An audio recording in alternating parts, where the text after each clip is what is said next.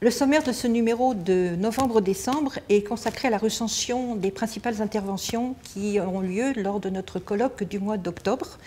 Colloque qui était consacré à un thème fort important qui est celui de refaire le politique. Thème qui correspond à une préoccupation profonde de l'ensemble de nos contemporains qui doit prendre en compte le respect de la nature humaine, des besoins de la nature humaine et de la dignité de cette nature humaine.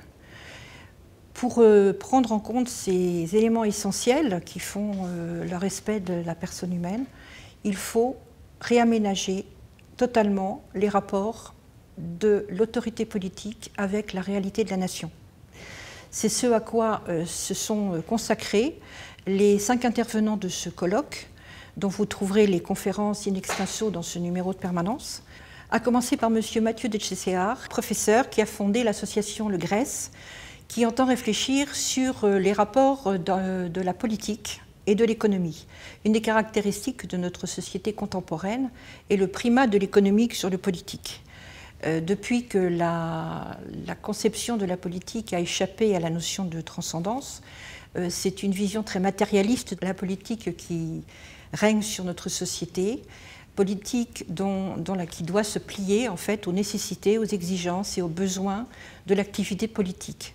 La société de marché prédomine sur les intérêts vitaux de l'être humain. Guillaume de Prémar, qui est délégué général de notre association Ictus, et qui, dans sa conférence, nous expose les raisons pour lesquelles il faut privilégier d'abord le politique, mais asseoir ce politique sur une conception de l'être humain qui est non seulement un corps, non seulement un consommateur, non seulement un héritier d'une civilisation, mais aussi un enfant de Dieu.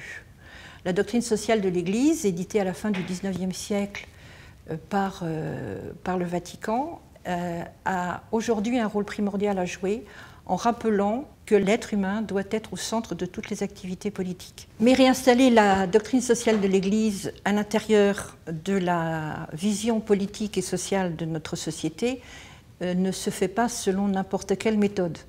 Pour cela, il y a besoin d'ajuster le but poursuivi et les méthodes utilisées pour l'atteindre. C'est le cœur de la conférence de Clotilde Brossolette qui est chargée de l'organisation de la vie des différents réseaux qui travaillent avec nous et qui nous expose la méthodologie qui correspond à une politique digne de l'homme et du citoyen. On n'utilise pas les mêmes méthodes selon que l'on veut construire un bâtiment ou qu'on veut le détruire. Donc l'efficacité fascinante que représentent les méthodes dialectiques ne correspondent qu'à une vision dialectique de la société.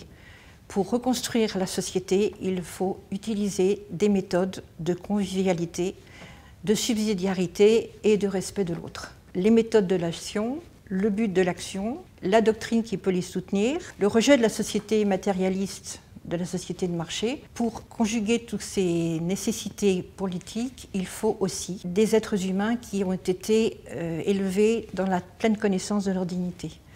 Ludovine de la Rochère, qui est la présidente de la Manif pour tous, nous traite ce sujet dans une conférence sur la famille, où elle montre que l'éducation familiale de l'être humain est absolument incontournable pour faire non seulement des hommes, mais pour faire des citoyens, et pour faire des citoyens engagés qui ont la volonté de consacrer une part importante de leur vie à la reconstruction de ce politique dont nous parlions au départ.